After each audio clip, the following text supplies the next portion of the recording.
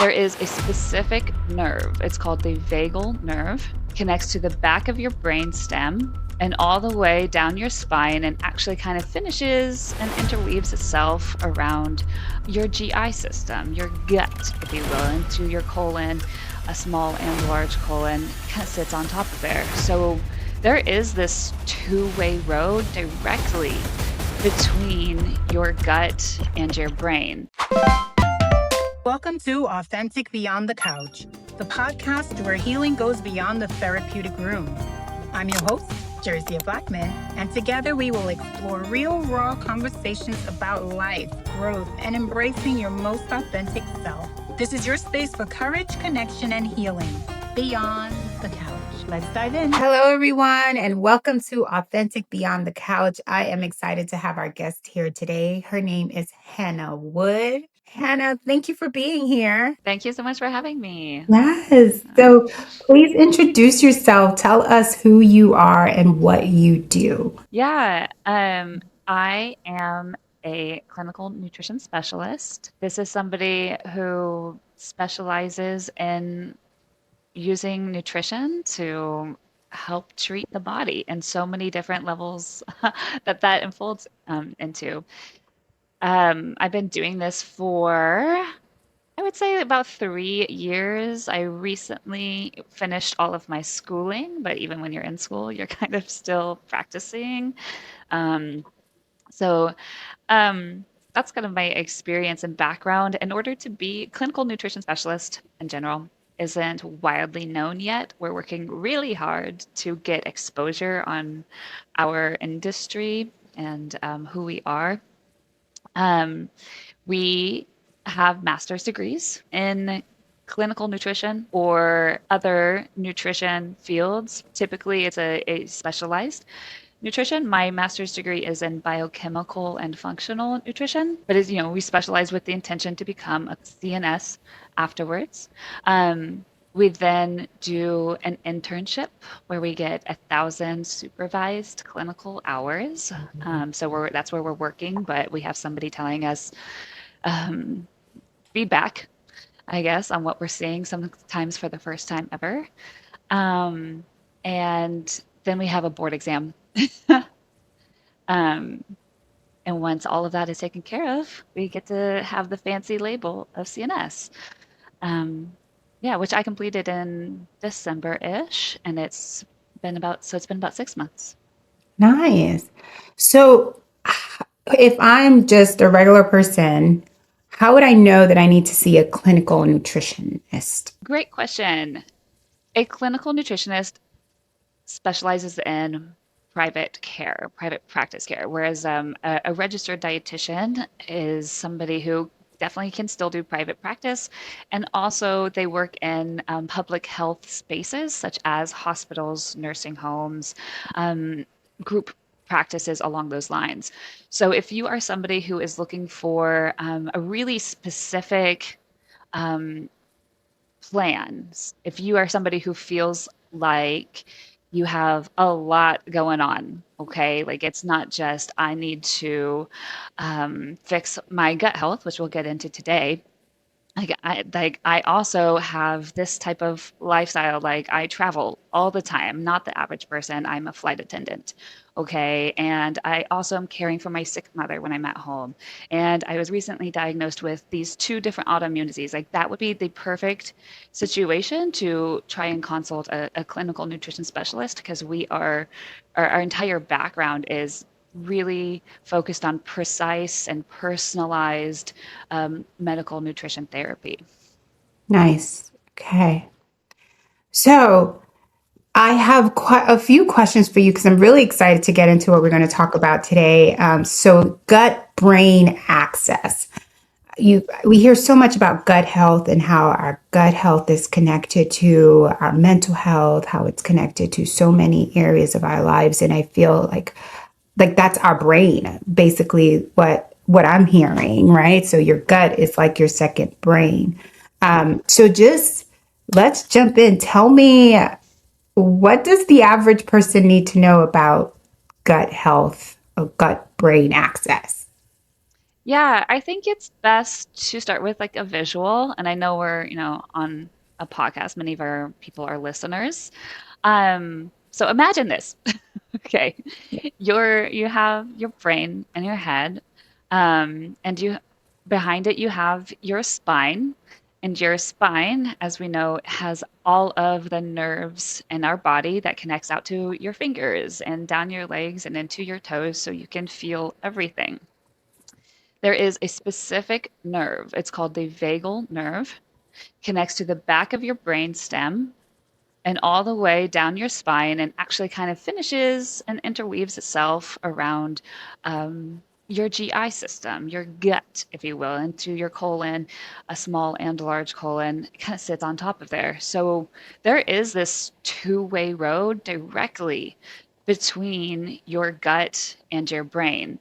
So if, for example, we know it exists if you've ever had butterflies in your stomach, right? If you've ever felt nervous and then felt a little butterfly sensation, you know that the vagal nerve is being stimulated, nervous for whatever reason. Why is this important? It can be overlooked really easily. There is both a connection there and a disconnection. For example, many of us have gut issues that could be stemming from stress, chronic stress, stomach Trauma. ulcers, trauma. Yes, absolutely. But we would rather start with the more immediate problem because sometimes the GI symptoms start with, acid reflux, which is painful, physically painful, or, God forbid, explosive diarrhea, right? It's embarrassing for some, for all of us probably. It's uncomfortable as hell. And it feels a little bit more immediate than addressing trauma or stress. So it's important to understand that there is that connection there. And it's just, like I said, just really commonly overlooked. You can go to a gastroenterologist who will put scopes up both sides of your body and tell you you're fine and send you on your way. When in reality, there is something a little bit more complex happening, and there is a connection between the brain and the gut. Yes. And I feel like, I know, like for us, clients would often say they went to the emergency room, they thought they were having a heart attack, and then realized that it's anxiety. And that's why they were referred to therapy. And I feel like what you're saying is like for you, clients would go presenting with symptoms like such as explosive diarrhea, issues with, stomach issues, acid reflux. Um, and so they're showing those symptoms, but it's really their gut health or even autoimmune symptoms and diseases. Isn't that correct? Exactly correct. And even autoimmune, we've learned that autoimmune can be set off and triggered from stress. Some can lay dormant until a stress occurs. So somebody might have a genetic marker or genetic predisposition for, let's say, rheumatoid arthritis. This is really common for rheumatoid arthritis. It doesn't necessarily mean that you are going to get rheumatoid arthritis, but God forbid something happens, your spouse passes away when you're in your 40s, 50s, something along those lines, and bam, like that's traumatic, that's stressful. And now you have stress and an autoimmune disorder.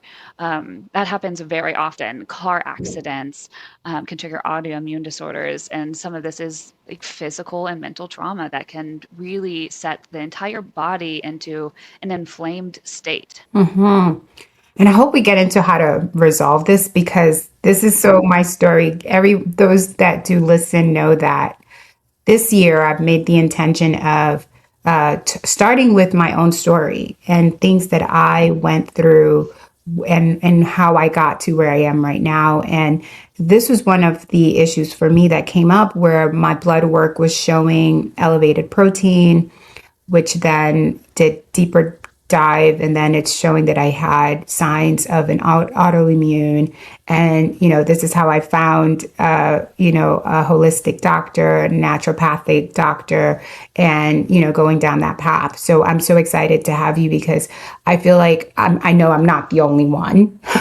And I feel like this information is not readily accessible in where we are, but I am sure that so many people are struggling with this. So, just a few questions for you, and please, you can always just not even answer the question, just go with whatever you feel like the listeners need to know. But does chronic stress or survival mode make it harder for our gut health or for our guts to heal? Yeah, it can cause irritation, inflammation, and a lot of our gut issues. So there is the HPA axis. I know there's a lot of accesses happening here, okay? That this one is the hypothalamic pituitary adrenal axis. This is the section of your brain that produces cortisol. Everyone knows cortisol these days. It's everywhere. We know cortisol means stress is high. We have learned that elevated levels of cortisol actually alters gut permeability. This causes what we know leaky gut, which is, in layman's term, really intense irritation of the gut. Okay, this is where you get cramping and indigestion, urgency, and potentially a diarrhea. So we know for sure that this is cause that stress in particular has a direct link to gut issues. When you have a leaky gut, you have chronic inflammation in the body. So you have chronic stress causing cortisol, you have your gut causing more stress. It's this really toxic cycle in the body that's uncomfortable on every aspect. And so, if someone's listening and they're showing signs, maybe bloating, inflammation, IBS, constipation, or explosive diarrhea, things like that, what should they do? Like, what do we do with all of this? Such a good question. The truth is that I kind of treat it case by case, but I tend to start with trying to put out a fire. Okay, it's really hard to get to the point of being able to talk through trauma and have these conversations of why are we so stressed? How can we manage stress? If the person is constantly in pain from their gut, from acid reflux, whatever it may be. So sometimes I offer and recommend some sort of a band-aid, is what I tell them. Like, hey, this isn't going to solve everything, but hopefully this can be like a small solution so that we can have meaningful conversation that can actually lead to the root cause and long-term improvement. So what I mean by a band-aid, it could look like some type of an adaptogen, if you've heard of that. If not, I'll explain in a minute. Please explain Um, it. yeah, an adaptogen is um, mushroom or an herb, right? Very, from the earth product that we have learned to help regulate that HPA axis to help reduce cortisol levels. A lot of times it can help our perceived stress levels balance out, or we feel less stressed, therefore we're producing less cortisol. All right, so it relaxes us, right? Chills us out. Everyone, I feel like it's very popular to know, like ashwagandha is a part of this. Um, Rhodiola is a big part of this. Lion's mane, turkey tail, those are all mushroom types. Um, but that's a great starting step for mental health that can just help, again, relieve some anxiety um, at surface level so that we can have meaningful conversations. Sometimes I'll start with gut health. Zinc kerosene is really calming for the gut. I like slippery elm and marshmallow root as well. Aloe can sometimes coat the inside of the gut as well and help keep the membrane thick so that it doesn't become so irritated. Um, this is all needs to be personalized, right? We have to look at medications. So there's, my disclaimer. I'm not saying you guys should all go out there and buy all this stuff. Talk to your doctor.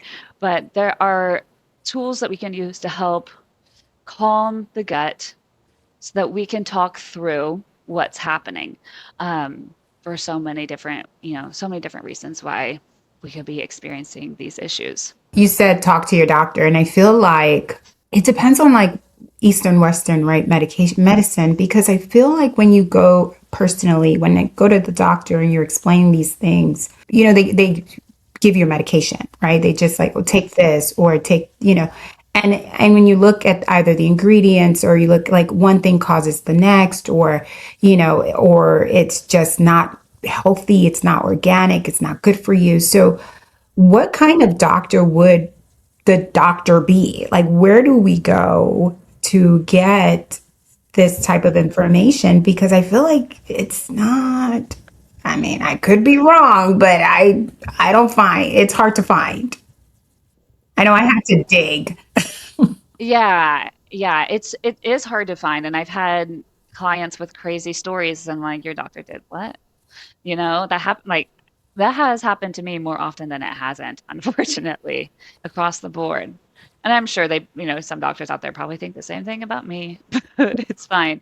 I think one of the privileges of my role in the healthcare system is that we get trained on a lot of medications. I get trained on how the medications you are taking, especially mental health medications, SSRIs, they deplete other nutrients in the body, right? They use a lot of, let's say, folate, right, to help keep the brain making more SAMe, right, serotonin, essentially. And therefore, we might need some additional folate um, to help keep it going. So that's just an example of some of the information that we are taught in school that helps kind of bridge the gap if a doctor comes with a recommendation of this medication. Therefore, I can have conversations with my clients about what they were prescribed. I can like fill in these gaps, I guess is what I'm trying to say, of information. Um, and a lot of the RDs and CNSs, that's one of the large roles we do. Like, how can we set you up for success to ask the right questions? I have many clients who are thinking about starting an SSRI. I'm like, okay, here are some questions you can bring to the doctor. How long are you going to be on it? What are the side effects? How long do you know until it works? What happens when you want to stop? Like, these are things that you can bring to the doctor. Are there alternatives? What does a doctor think of adaptogens? Do you think that's going to be strong enough for me or whatever? Do I have like background history that would make anything contraindicated? Like, there's a lot of questions to bring, and a lot of my role in the healthcare system is helping you all have conversations that maybe the doctors don't have the privilege of having because their day is so freaking busy. So a lot of times they only are allowed 15 minutes with their clients or their patients. Um, However, for a really simple answer, integrative doctors are great. Integrative medicine doctors are typically ones who are more familiar with alternative solutions. They're familiar with functional testing. So not just the average lab work, but some labs that show the more root cause, in my opinion. Um, Neuropathic, naturopathic doctors are also an awesome choice. I've met some lovely nurse practitioners in the field and PAs in the field. I feel like oftentimes that's who we're seeing anyways, because the MD, the integrative medical doctor, and is usually really swamped. Um, but that's kind of what I look for if I feel like I want more than just here's a pill, have a good day. Yeah, yeah. So naturopathic. What was the other one you said? Integrative doctors. Nice. Okay, and they will collaborate with uh, someone like you. To Yeah, that's a great point. One of the one of the many roles I have is starting up collaborative care. Hey, this is so and so. Hannah Wood is my patient or my client, and we had this conversation about starting an SSRI today. And so she's going to come in and ask you about this. I had suggested that there could be an alternatives. We're under your guidance. Just be prepared for this conversation. Or I might say, hey, um, I sent this message this yesterday to an integrative PA. Um, our mutual client had a lot of questions about their liver health, their kidney health, and estrogen and trying all these different supplements out. I feel like we need to start with some labs before I tell them, what can you please recommend these labs, XYZ labs, and whatever else you think might be necessary so that we can further this conversation. To have really collaborative care over the client and to be client centered is the most one, something that's incredibly important. Yeah, because we wouldn't even know where to start, but having someone like you being able to help us know what to ask, where to go, where to start, and how to even navigate this entire system would be so helpful. So, what's the connection between inflammation, stress, mental health, the gut? I want to take a quick moment to share something that's so close to my heart. If you're in a relationship and you're navigating conflict, disconnection, or even affair, betrayals, or even past wounds that just continue to show up, I wrote a book for you. It's called A Couple's Guide to Transforming Pain into Connection. And it's designed to help you and your partner move from frustration and hurt into a deeper understanding, healing, and emotional connection. It's a trauma-informed book. This book walks you through practical tools, honest conversations, and the kind of inner work that creates real change, not just temporary fixes. There's journals. It's just amazing. If that's something you need right now, you can find it on Amazon. I'll also make sure that the link is in the descriptions. It's available in English and Spanish, soft cover and hardcover. So just pick it up on Amazon. You talked about the vagal nerve and all that stuff. Help us Take us understand. deeper. Yes. Yeah, absolutely. Okay, so the vagal nerve can become, I guess, for lack of a better word, can become inflamed in its own. All right, so we're talking about systemic chronic inflammation. We also know that this nerve can almost vibrate back and forth. So there are modalities to help soothe the vagal nerve, but in general, inflammation, uncontrolled inflammation, is going to cause a reaction all over the body. And it can present in so many different ways. We know that 50 to 90% of IBS patients actually have co-occurring diagnoses of anxiety or depression. And they might not necessarily feel stressed or mentally, but we can tend to tell that there's something else going on here. And we can, again, try and work through it with modulating vagal nerve. There's a lot of my clients find things to be kind of silly, like gargling is really helpful. Humming and like a low tune, I might go to sing in the shower, is all really helpful. These are all things that like vibrate and helps the vagal nerve to relax, calm down. Box breathing is a little bit more accepted, excuse me, by most of the clients rather than gargling. But um, a matter of finding an anti-inflammatory practices or modalities Mhm. is can be just as a systemic process as the inflammation itself. Mhm. But it can show up everywhere. Faces will flush. Might get shaky, and you're not hungry. You're just shaky out of emotion in other ways. Yeah. So I think I love what you said that we often don't feel the stress. Like we're just functioning and we're just existing. We're going through life. We're doing. And we're not really tapping into our right hemisphere, where is that calming space, that part of us that needs to relax and just be present, which is sort of like that humming and that, gargling. It's like being aware of our bodies and just being present. Like that's so hard.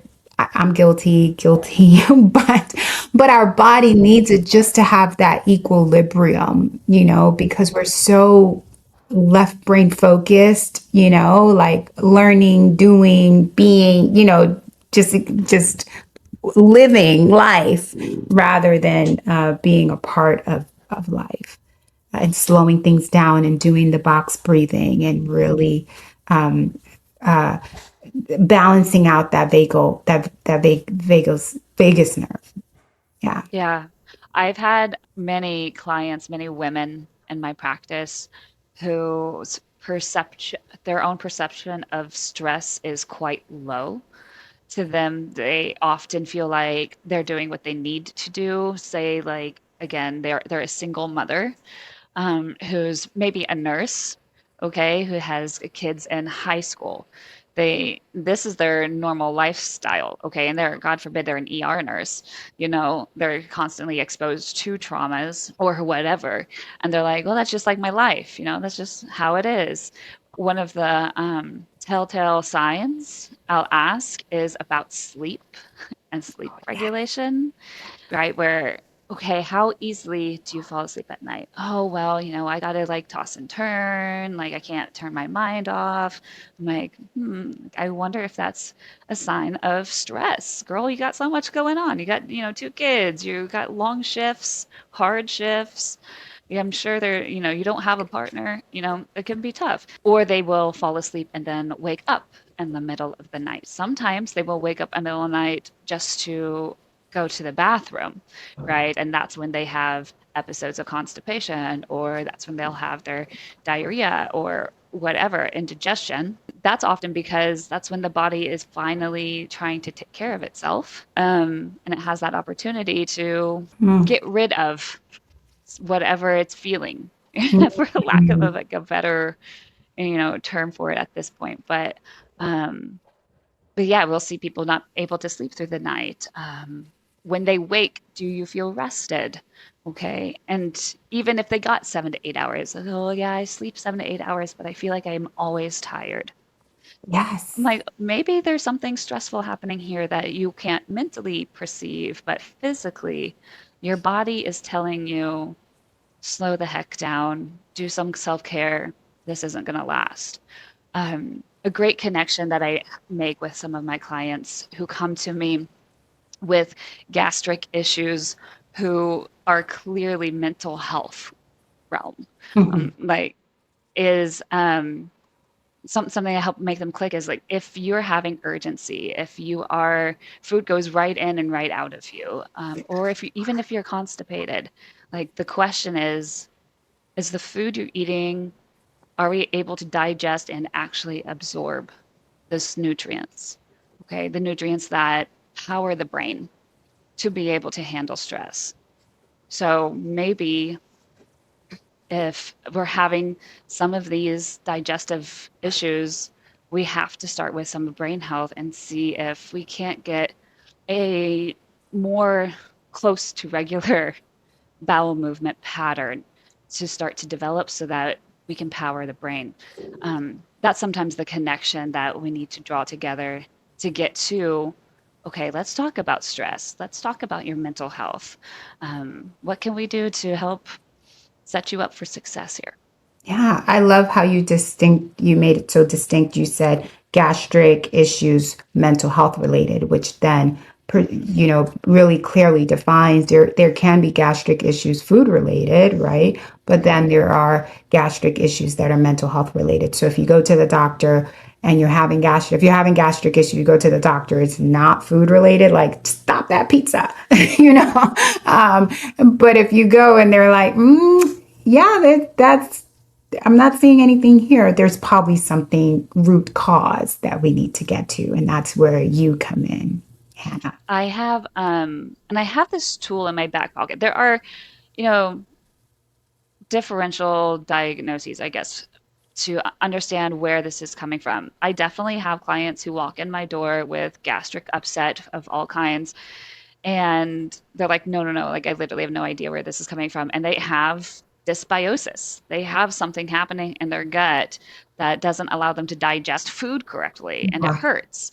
Um, I really like some functional testing. I wish they were covered under insurance. That's a conversation for another day. But like a GI maps, a GI effects is really cool for a visual representation of what is actually happening inside of your gut. These tests have all the strains of bacteria, the majority strains of bacteria in our gut. So you can see how much is there. A lot of times dysbiosis occurs when you have too much of one, not enough of another. Um, or the bacteria in your colon is coming into your small intestine. That can be an issue. Sometimes we have some digestive enzymes that don't break food down. Think of like, lactose intolerant, but on a different scale, like fat intolerant. We can check into that. And one really cool marker that we also have is a marker for gut inflammation. How inflamed is the lining of your gut? And if everything on that test looks beautiful, which they almost never do, but if it's pretty close to looking awesome and you're inflamed, we can talk about again that connection to mental health. Like, is there something else happening here causing this inflammation? I wrote a note as you were talking before where you mentioned like how women present with some of these signs and symptoms. Can you share how men may present, if different, with some of these signs and symptoms? That's a great question. Men, in my experience, um, can be like similar and different. So I will have the man come in and indicate that stress is totally fine. I can handle it, but for some reason they have constipation. I feel like I see more constipation in men, and I'm like, well, that's symbolic, right? Yeah, like you're holding everything inside. Literally, the weight of the world is inside of you. Oh, and all the food that you ate is also stuck there too. I think I often see and have to talk with men a little bit more scientific. I think they want to come in with this. I have this issue. I've got constipation. What do I do? And we have to really work to kind of break down some barriers here. Like, okay, like what's happening in your life? I had a client who was a pilot for the Air Force. I'm like, okay, that can be really stressful, especially if during government shutdown and possibly war. Like I'm not again not here or there, but just saying like that would be a stressful role to have in someone's life. But I tend to see men be a little bit more like solemn, a little bit more reserved and wanting facts. They all want facts. Tell me the math behind this. I've had many people just want numbers. I'm like, I don't got numbers for inflammation besides like markers on a lab test, which we can definitely do. But I think that's a little bit more how men think. Yeah, yeah. Can you help us understand like what foods can cause chronic inflammation? I think you called it chronic systemic inflammation, right? Chronic systemic inflammation. I think the truth is that it's also very personalized. For example, we have autoimmune celiacs, right? And so we're told, hey, gluten can cause inflammation. I think it can get out of hand where somebody has celiac and therefore nobody can eat gluten again. And I see fear around foods, which is a huge role in the eating disorder work that I do. And it's like, okay, well, do you have celiac? No, but I just know if I start eating gluten, I'm going to have it, you know? And that's where we start to have more of these conversations of what is and what is not true. We do know dyes can cause inflammation. Those who have difficulty digesting dairy will definitely have an all around systemic inflammation. Um, I would say, you know, to everything in moderation, you'll be just fine, right? If your gut is normally functioning well, it would be odd if you have normal, lovely bowel movement once a day. Like you're like, actually, I'm the perfect health picture of having a bowel movement. Mine are lovely. And then they go out and they eat something like a pizza, and then the next day they can't. like that doesn't tend to happen um, unless we notice a pattern. So all to say, it's a little bit more complicated. I think one of the most irritating foods can be FODMAPs, where clients get really concerned when they come to me about their gut health, is when it goes from being the what they might consider mainstream normal gluten, dairy, seed oils, whatever they think is publicized all over. They're like, okay, well, I don't eat those and I'm still having these issues. Sometimes it can be the types of fiber we're eating, and sometimes we can have different types of sugars that we're eating. Like if you're unfamiliar with FODMAPs, they are um, different categories of vegetables are broken into each. I mean, different letter. F stands for fructans. Okay, and I think, oh God, don't quote me. I think mushrooms are a fructan. I could be wrong, but like that's the idea, is that each letter stands for, it's an acronym, and a vegetable lines on this acronym, this letter, oligosaccharides for O, and that's what's causing some gut problems. So I think that one is probably one of the more um, mis. Yeah, that one's probably what more of the misunderstood gut health diagnoses. We're learning a lot more about it as it is, but um, there's a lot of food triggers out there that we don't all know about. Histamines is really big. Some foods carry histamines, not just like pollen outside, but in general, that can cause gut upset. So it's just being careful, paying attention, and working with your nutritionist RD, because we have the knowledge to be able to sort through it, triage, if you will, what's causing your problems, because it's probably not cut and dry dairy, gluten. Sometimes it is. When it is, it's like, wow, great. This is amazing. We can give you an enzyme to help you digest dairy better. Okay, there are so many gluten-free options these days, but oftentimes it's way more complicated. And so that's why someone like you would be so important because you can help have an individualized plan. Yeah, absolutely. We will do things like a food diary. And the purpose of that being to identify food groups with reactions. Okay. I don't know why this is happening. Today I had a burger. Yesterday I didn't have or I had a burger, but today's the day I start to feel it. Um, we can look into what are the different toppings, what happened. So it's not a food diary to assess macronutrient and caloric intake.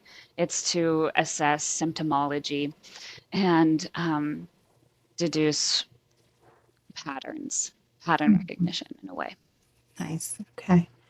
Um, what's one thing that you wish more people understood about their gut health? Or two things. I'll think about it. I wish people knew how many neurotransmitters are made in the gut. 95% of the serotonin that we make is made in the gut from the food that we ate. Um, and it's a reaction with the type of bacteria that we have in our gut. So there's that symbiotic relationship. I do feel like there's sometimes um, a lack of knowledge, conversation, whatever we may want to call it, in the mainstream media on the connection between the food we eat and the brain chemistry and how much it can be helpful. And sometimes we have to have um, conversations with some like disordered eating clients who are also have other comorbidities beyond disordered eating habits. We have to just kind of meet them where they're at. But for those of us who have a mildly normal relationship with food, whatever normative is for them, but can tolerate foods mentally, um, if they could prioritize foods that fuel the brain, I think they would feel a lot better and maybe feel less of a need to take medications. Potentially, again, disclaimer: talk to your people. But I just don't think it's talked about enough of how much we can make our own neurotransmitters if we ate the right food for it. Wow, 90% of our neurotransmitters are in our guts. Wow. Hmm. That's so telltale, right? Because it's sort of like if I only give my gut fast food, you know, no breakfast, fast food, yeah, that's what's feeding your brain, basically what you're saying. So the question would be, what fed your brain this morning? Yeah, that's a great question. Like for example, lactobacillus is the active bacteria in dairy, like yogurt, okay? And that's the one that converts to serotonin. So it's important. Sometimes like having some yogurt might be like a great option. So not everybody loves yogurt. You could do cottage cheese. Most people don't like cottage cheese. I feel like I love cottage cheese. I love cottage You cheese. do? I Yes. love cottage cheese. But it's new since I started my new way of living. Mhm. I incorporate cottage cheese now. Yeah, we went through a really big like cottage cheese fad a couple months ago, maybe almost a year ago. I remember everything was cottage cheese on my TikTok page because I follow so many like recipe people. I like food a lot. Hmm. Um, and yeah, it was covered in cottage cheese. Did you know you could blend cottage cheese and put it in your spaghetti sauce? I'm like, I've been Hmm. doing that. I love it though. Hmm. So it's great to hear what you're saying. You're basically saying like if you're deficient in something, so serotonin, if you're having difficulty sleeping, incorporate some yogurt. Like just something as simple as Mhm. that. Yeah. Yeah. A lot of times when we have sleep issues, and stress, I don't know of a single colleague of mine who wouldn't try and recommend magnesium glycinate specifically. You could take it in a supplemental form, like feel free to do so. And also, it's in chocolate. I'm like, hey, what if you had some dark chocolate before bed? Mhm. Personally, I've been trying to do a little bit more dark chocolate before bed during my luteal cycle because I Mm. notice that my stress is worse when I am PMSing crazy. Mhm. That's Mhm. crazy. And if I can help reduce my mental health issues during my cycle by eating chocolate, hell yeah, girl. Yes. Wow. This is so good, so rich.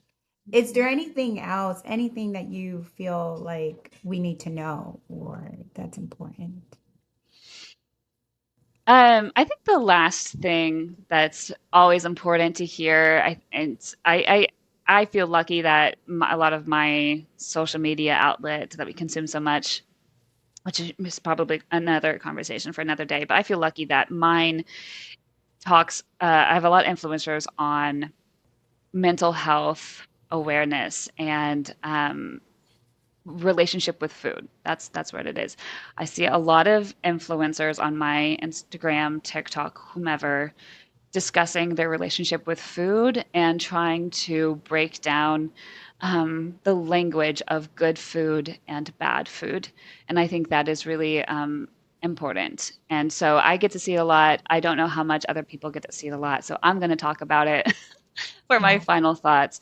Um, I think it's more important than people recognize because I think there is a purpose for all food. Fast food, for example, there's some soul in fast food. Mm. Sometimes, like, you just Miss need that. a Taco Bell burrito. Yes. Okay, we had that Starbucks chai lattes. Yes, we There's did. love in that, and that's necessary.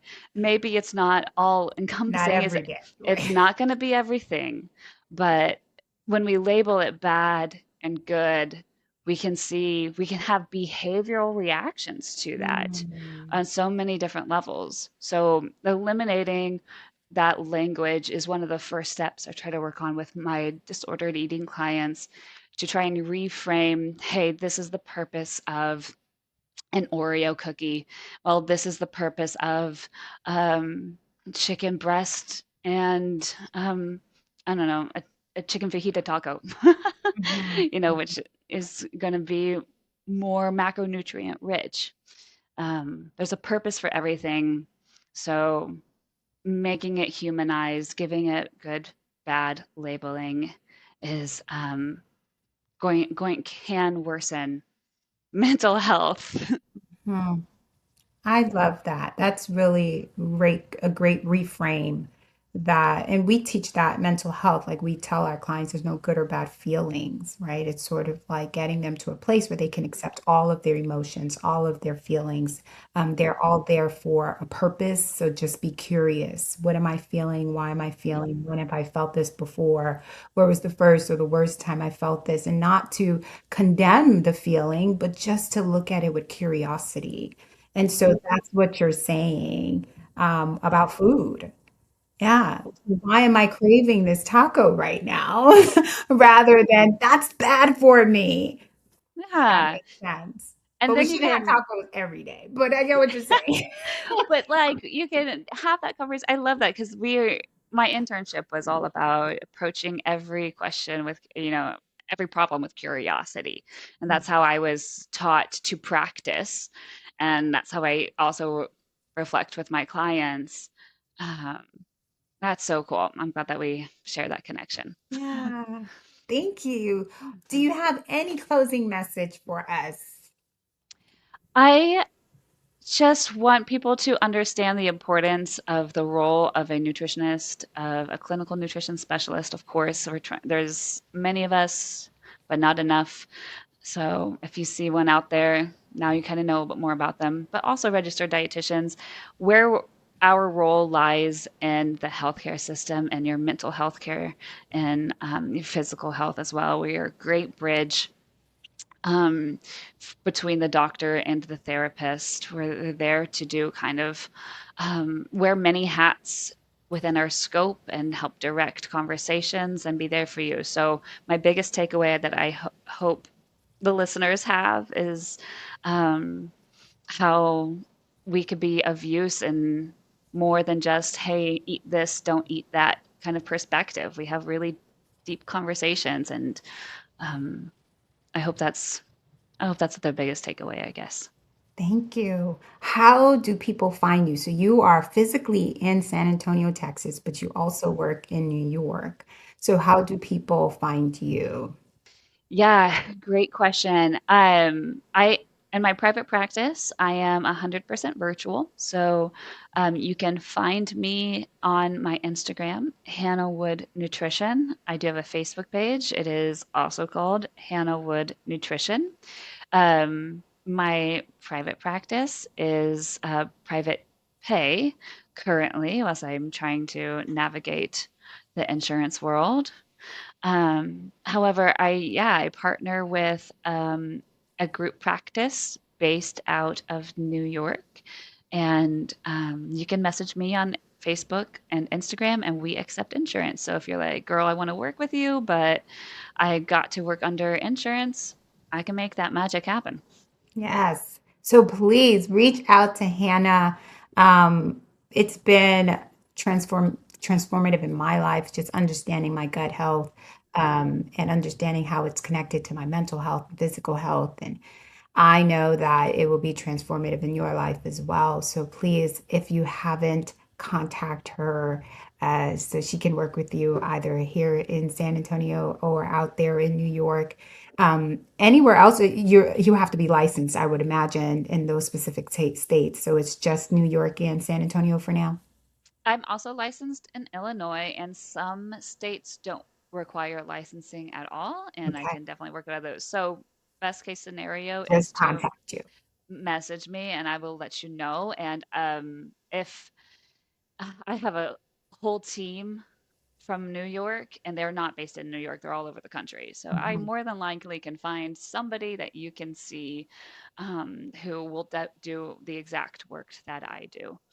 Awesome. So whatever state you're in, Yeah, you I can would say call don't me. don't hesitate. Yeah, Let don't me know. hesitate. I can help guide you, refer you to the best people. Thank you so much, Hannah. It was Yeah. great having you. Hope to have you again Cool. on this podcast. Thank you Thank you all so for listening. much. Yeah. Thank you for joining me on this episode of Authentic Beyond the Couch. I hope today's conversation brought you insight, comfort, and simply reminded you that you are not alone on this journey. If you found this episode meaningful, please follow the podcast, leave a review, and share it with someone who may need to hear it. You can connect with me on Instagram at authenticbeyond_the couch for more resources and authentic conversations. Until next time, keep showing up as your most truthful self, and remember, healing can continue even beyond the couch.